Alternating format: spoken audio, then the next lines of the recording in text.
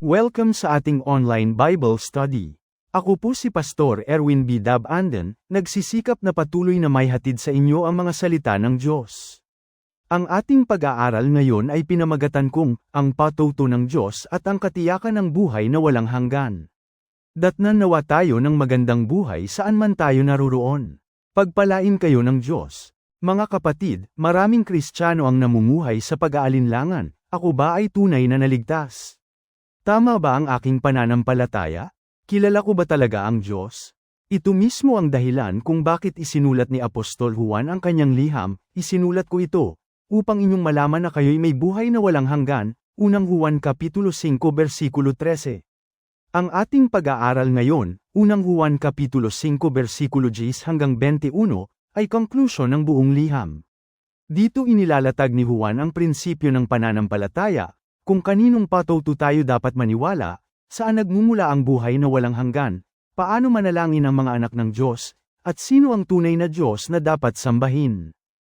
Unang punto, ang patuto ng Diyos tungkol sa kanyang anak, verses 10 hanggang 12, 10. Ang nananampalataya sa anak ng Diyos ay may patuto sa kanya, ang hindi nananampalataya sa Diyos ay ginagawang isang sinungaling ang Diyos, sapagkat hindi sumampalataya sa patuto na ibinigay ng Diyos tungkol sa kanyang anak.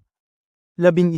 At ito ang patuto, na tayo'y binigyan ng Diyos ng buhay na walang hanggan, at ang buhay na ito ay nasa kanyang anak. 12.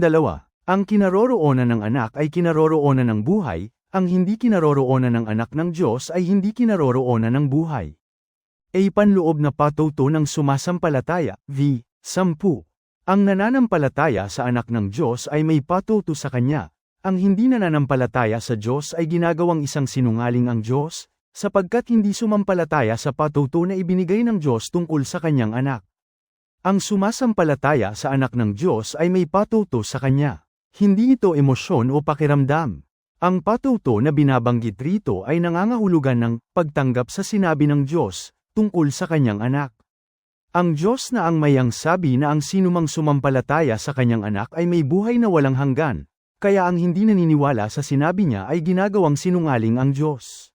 Sa ganitong salita, pinatitibay ng Diyos ang kanyang salita na dapat itong pagkatiwaan at panghawakan. Sapagkat ang Diyos ay hindi nagsisinungaling.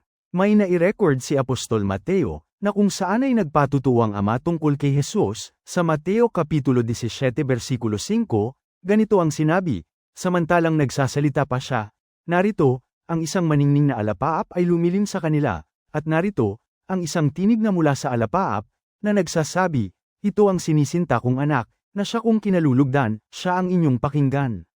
Ito ang patuto ng Ama, na binabanggit ni Juan dito sa kanyang liham. Hindi si Jesus ang nagpapatutuo tungkol sa sarili niya, ang Diyos mismo ang nagpapatutuo tungkol sa kanyang anak. Binilalaman ng patuto, verse 11. Ito ang patuto, na binigyan tayo ng Diyos ng buhay na walang hanggan, at ang buhay na ito ay nasa kanyang anak. Tatlong mahalagang obserbasyon ang masisilip natin sa mga talatang ito. Isa, ang buhay na walang hanggan ay regalo ng Diyos, hindi pinagtatrabahuan para magkamit nito. Dalawa, Diyos lang ang pinanggagalingan ng buhay na walang hanggan, walang ibang source. Tatlo, at ang anak ang daluyan ng buhay, at ang buhay na ito ay nasa kanyang anak. Ang teksto ay hindi nagsasabing ang anak ang siyang Diyos, na nagbibigay ng buhay, kundi ang Diyos ang pinagmumula ng buhay, at ang anak ang tagapagdala nito sa atin. Si praktikal na katiyakan, verse 12, ang kinaroroonan ng anak ay kinaroroonan ng buhay, ang hindi kinaroroonan ng anak ng Diyos ay hindi kinaroroonan ng buhay. Ang buhay na walang hanggan ay hindi hiwalay sa pakikipag-ugnayan sa anak na isinugo ng Diyos. Kung wala ang anak, walang buhay. Ang Ama ang siya pinagmumula ng buhay na walang hanggan, pero hindi mo matatagpuan ang buhay kung direkta ka sa Kanya. Ibinigay niya na sa anak ang pamahala rito, kay Jesus na natin matatagpuan ang buhay, bilang sugo na pinagkatiwalaan ng Diyos. Kaya, sinabi ng mga talata na ang anak ng Diyos ang kinaroroonan ng buhay. Binibigyan pa rin ng diin ang mga salitang, anak ng Diyos, para ipaunawa na hindi pwedeng tumayo sa kanyang sariling paa kung hindi nakaugnay sa Ama. Bilang anak ng Diyos, siya ang tagapagdala ng buhay na walang hanggan buhat sa Ama. Maraming mga relihiyon sa ngayon ang hindi sumusunod sa aral na ito. Inaangkin din nila ang kaligtasan kahit hiwalay sa Panginoong Hesus. Ang kanilang mga turo ay nakaugnay sa lumang tipan, hindi sa turo ni Hesus, sa bagong tipan. Inaanyayahan tayo na lumapit sa ating Panginoong Hesus para magkamit ng buhay na walang hanggan. Ikalawang punto, ang layunin ng liham, katiyakan ng kaligtasan, verse 13. Ang mga bagay na ito ay isinulat ko sa inyo, upang inyong maalaman na kayo'y mayroong buhay na walang hanggan, sa makatuwid ay sa inyong nananampalataya sa pangalan ng Anak ng Diyos. Ang layunin ng kanyang sulat ay para magbigay ng information, isinulat ko sa inyo. Ang information na gusto niyang ibahagi ay ang tungkol sa buhay na walang hanggan. Upang inyong malaman na kayo'y mayroong buhay na walang hanggan.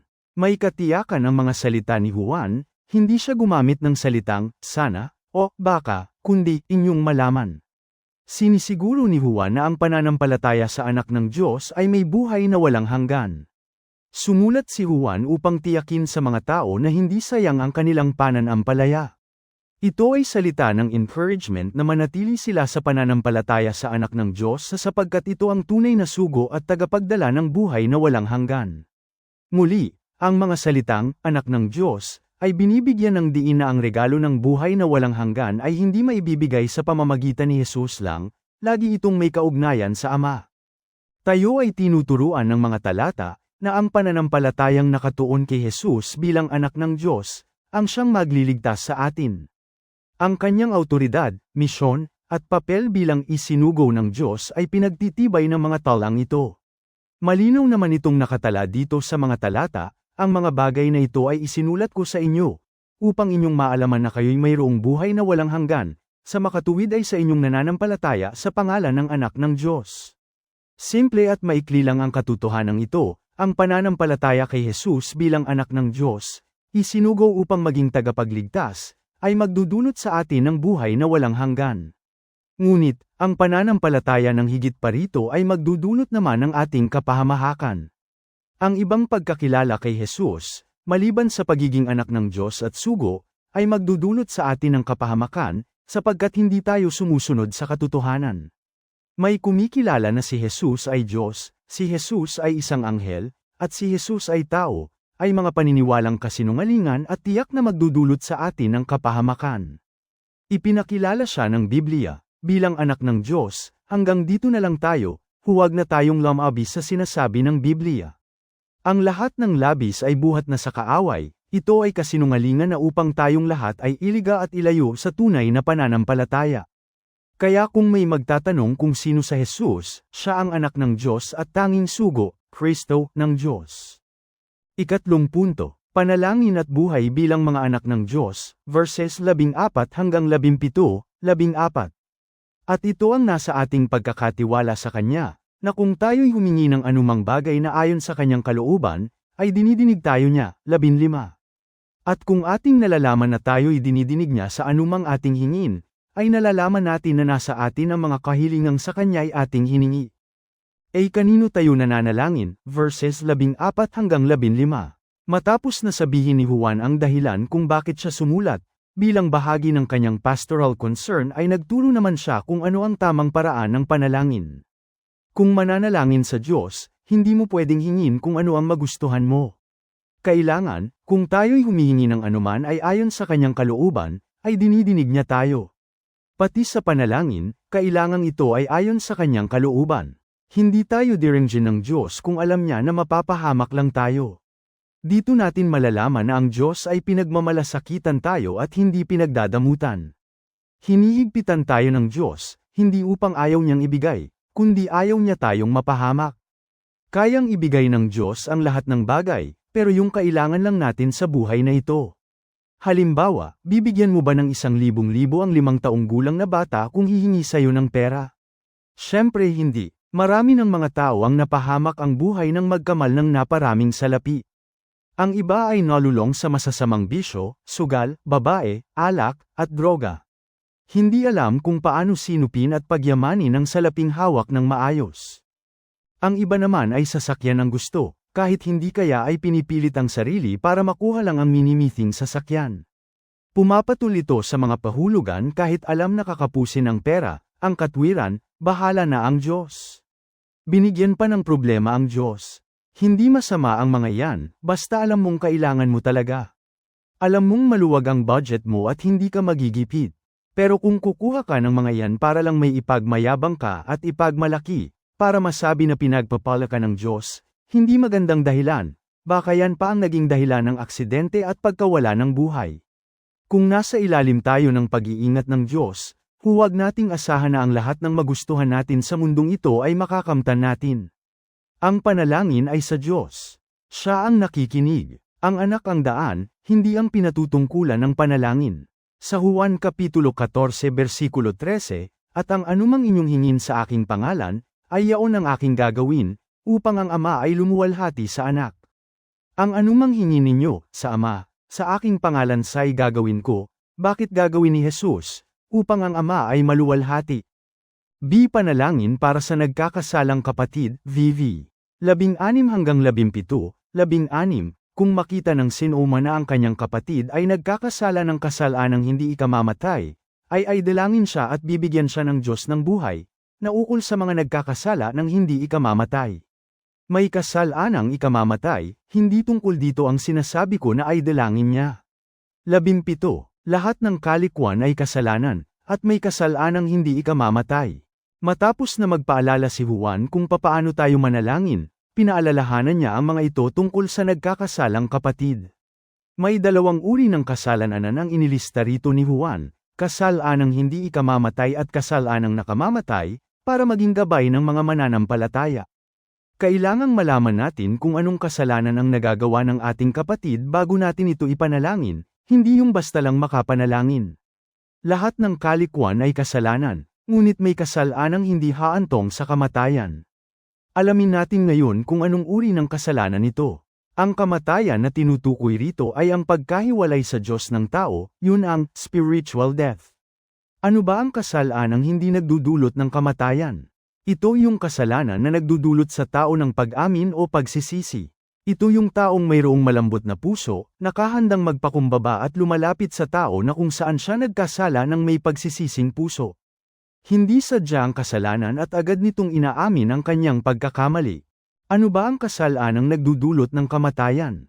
Ito ang kasalanan ng pagtanggi sa katotohanan tungkol sa anak ng Diyos. Sa Juan Kapitulo 3 versikulo 18, ay nagsabi, ang sumasampalataya sa Kanya ay hindi hinahatulan, ang hindi sumasampalataya ay hinatulan na, sapagkat hindi siya sumampalataya sa pangalan ng bagtong na anak ng Diyos. Ang hindi sumasampalataya kay Jesus ay hinatulan na, past tense, ibig sabihin, may verdict na, tapos na ang paghatol.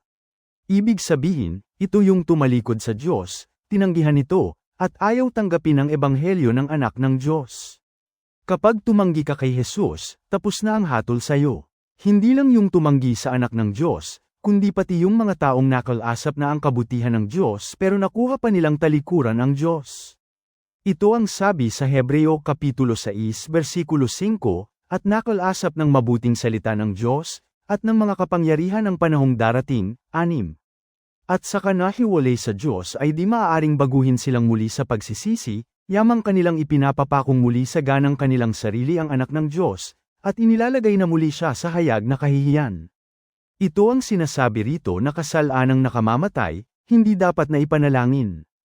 Ika-4 na punto. Ang nalalaman natin, verses 18-19, 18, nalalaman natin na ang sinumang ipinanganak ng Diyos ay hindi nagkakasala, datapwat ang ipinanganak ng Diyos ay nag-iingat sa kanyang sarili, at hindi siya ginagalaw ng masama.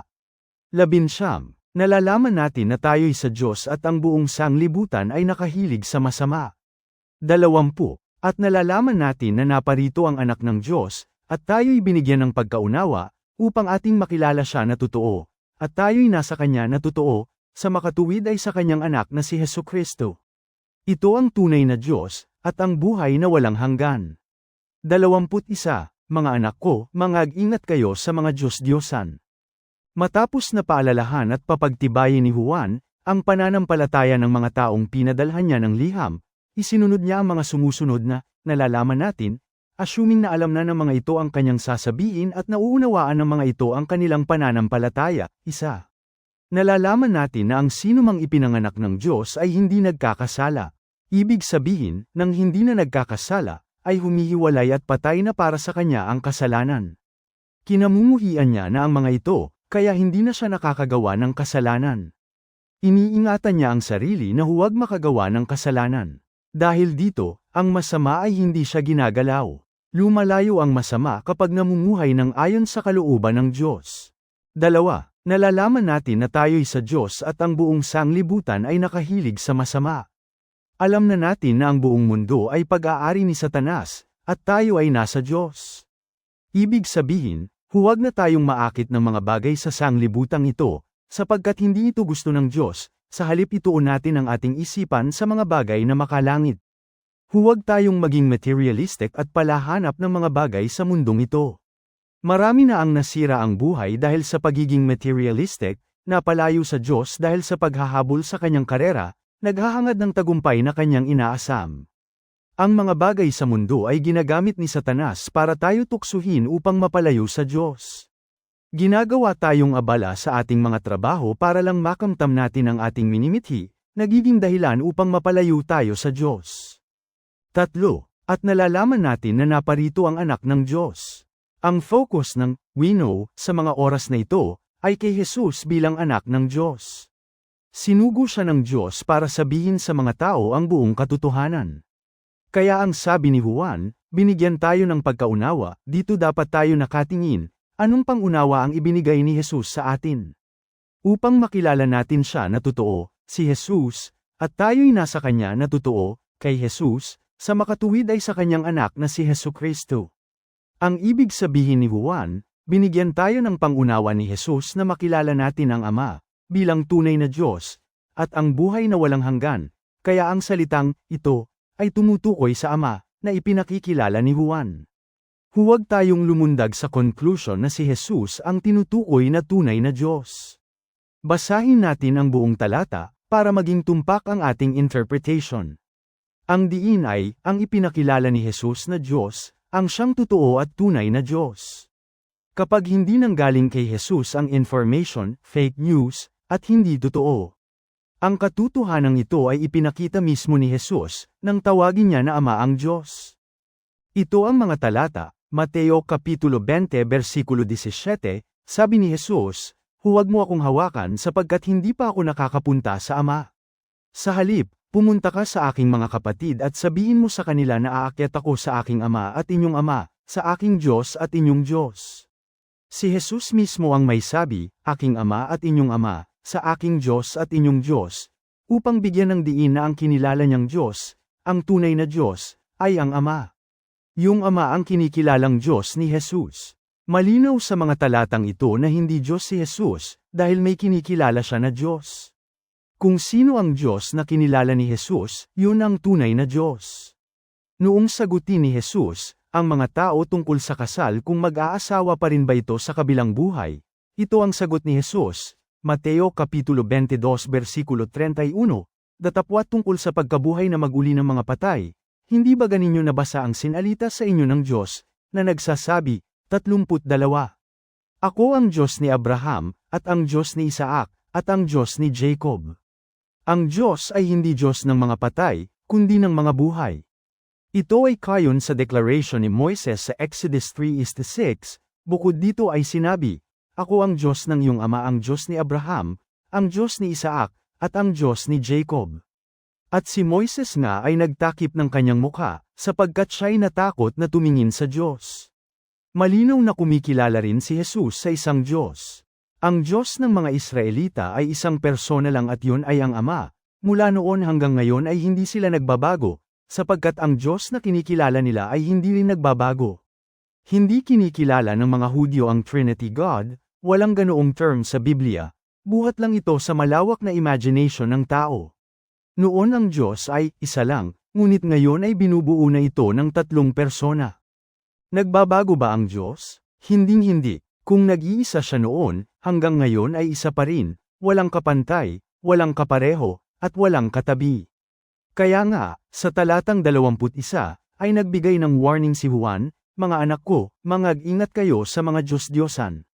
Ang Diyos ng Trinitarian ay kopya lang mula sa pagan religion, Kaya ang Diyos na galing sa tatlong persona ay hindi tunay na Diyos, may pinanggalingan ito, ang relihiyon ng mga pagano.